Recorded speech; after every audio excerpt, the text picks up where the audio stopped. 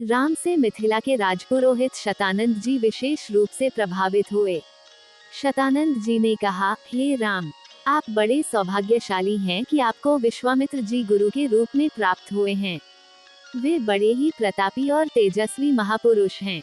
ब्राह्मणत्व की प्राप्ति के पूर्व ऋषि विश्वामित्र बड़े पराक्रमी और प्रजावत्सल नरेश थे। प्रजापति के पुत्र कुश, कुश के पुत्र कुशनाभ और कुशनाभ के पुत्र राजा गाधी थे। ये सभी शूरवीर, पराक्रमी और धर्मपरायण थे। विश्वामित्र जी उन्हीं गाधी के पुत्र हैं। एक बार राजा विश्वामित्र अपनी सेना के साथ वशिष्ठ ऋषि के आश्रम में गए। चूंकि उस समय वशिष्ठ जी ईश्वर भक्ति में लीन होकर यज्ञ कर रहे थे, विश्वामित्र जी उन्हें प्रणाम करके वहीं बैठ गए। यज्ञ क्रिया से निवृत्त होने पर वशिष्ठ जी ने विश्वामित्र जी का बहुत आदर सत्कार किया और उनसे कुछ दिन आश्रम में ही रहकर आतिथ्य ग्रहण करने का अनुरोध किया।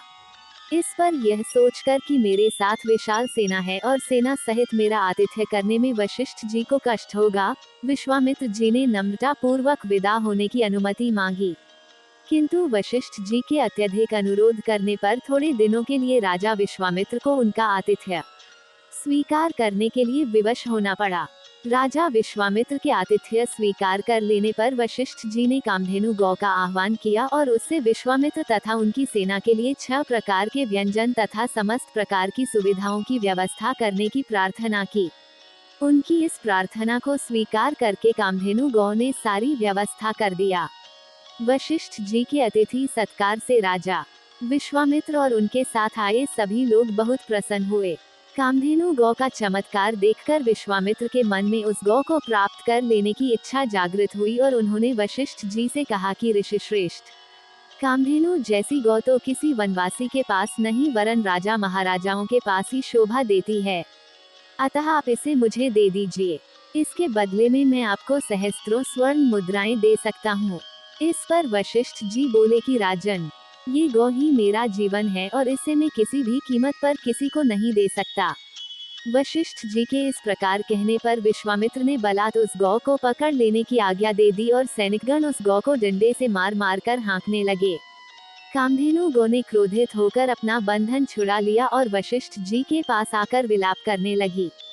वशिष्ठ जी बोले कि हे कामधेनु, मैं इस राजा को शाप भी नहीं दे सकता क्योंकि यह राजा मेरा अतिथि है और इसके पास विशाल सेना होने के कारण इससे युद्ध में भी विजय प्राप्त नहीं कर सकता। मैं अत्यंत विवश हूँ। वशिष्ठ जी के इन वचनों को सुनकर कामधेनु ने कहा कि हे ब्रह्मर्षि, क्या एक ब्राह्मण के बल के सामने क्षत्रिय का बल कभी श्रेष्ठ हो सकता है? आप मुझे आज्ञा दीजिए, मैं एक क्षण में इस क्षत्रिय राजा को उसकी विशाल सेना सहित नष्ट कर दूंगी। कोई अन्य उपाय न देखकर वशिष्ठ जी ने कामधेनु को अनुमति दे दी। आज्ञा पाते ही कामधेनु ने योगबल से पहनव सैनिकों की एक सेना उत्पन्न कर दिया और वह सेना विश्वामित्र की सेना के साथ युद्ध करने लगी।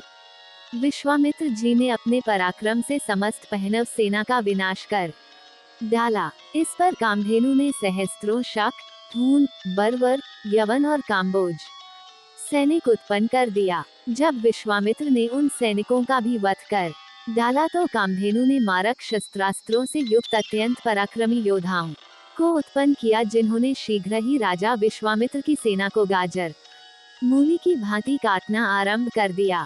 अपनी सेना का नाश होते देख विश्वामित्र के 100 पुत्र अत्यंत कुपित हो वशिष्ठ जी को मारने दौड़े। परिणाम ये हुआ कि वशिष्ठ जी ने उनमें से एक पुत्र को छोड़कर शेष सभी को भस्म कर दिया। सेना तथा पुत्रों के नष्ट हो जाने से विश्वामित्र बड़े दुखी हुए। अपने बचे हुए पुत्र का राजतिलक कर वे तपस्या करने के लिए हिमालय की कंदराओं में चले गए। वहां पर उन्होंने कठोर तपस्या की और महादेव जी को प्रसन्न कर लिया। महादेव जी को प्रसन्न पाकर विश्वामित्र ने उनसे समस्त दिव्य शक्तियों के साथ संपूर्ण धनुर्विद्या के ज्ञान का वरदान प्राप्त कर लिया। इस प्रकार संपूर्ण धनुर्विद्या का ज्ञान प्राप्त करके विश्वामित्र बदला लेने के लिए वशिष्ठ जी के आश्रम में पहुंचे। वशिष्ठ जी को ललकार कर उन पर अग्निबाण चला दिया। अग्निबाण से समस्त आश्रम में आग लग गई और आश्रमवासी भयभीत होकर इधर उधर भागने लगे। वशिष्ठ जी ने भी अपना धनुष संभाल लिया और बोले कि मैं तेरे सामने खड़ा हूँ, तू मुझ पर वार कर। आज मैं तेरे अभिमान को चूर चूर करके बता दूंगा कि क्षात्र बल से ब्रह्म बल श्रेष्ठ है। खुद होकर विश्वामित्र ने एक के बाद एक आग्नेयास्त्र, वरुणास्त्र, रुद्रास्त्र, इंद्रास्त्र तथा पाशुपतास्त्र एक साथ छोड़ा, जिन्हें वशिष्ठ जी ने अपने मारक अस्त्रों से मार्ग में ही नष्ट कर दिया। इस पर विश्वामित्र ने और भी अधिक क्रोधित होकर मानव, मोहन, गांधर्व, जूभन, दारण, वज्र, ब्रह्मपाश, कालपाश, वरुणपाश, पिनाक, दंड, पैशाच, क्रौंच, धर्मचक्र, कालचक्र, विष्णुचक्र, वायव्य, मंथन, कंकाल, मूसल, विद्याधर, कालास्त्र आदि सभी अस्त्रों का प्रयोग कर डाला। वशिष्ठ जी ने उन सबको नष्ट करके ब्रह्मास्त्र छोड़ने के लिए जब अपना धनुष उठाया तो सब देव किन्न आदि भयभीत हो गए। किंतु वशिष्ठ जी तो उस समय अत्यंत क्रुद्ध हो रहे थे। उन्होंने ब्रह्मास्त्र छोड़ ही दिया। ब्रह्मास्त्र के भयंकर ज्योति और गगनभेदी नाद से सारा संसार पीड़ा से तड़पने लगा।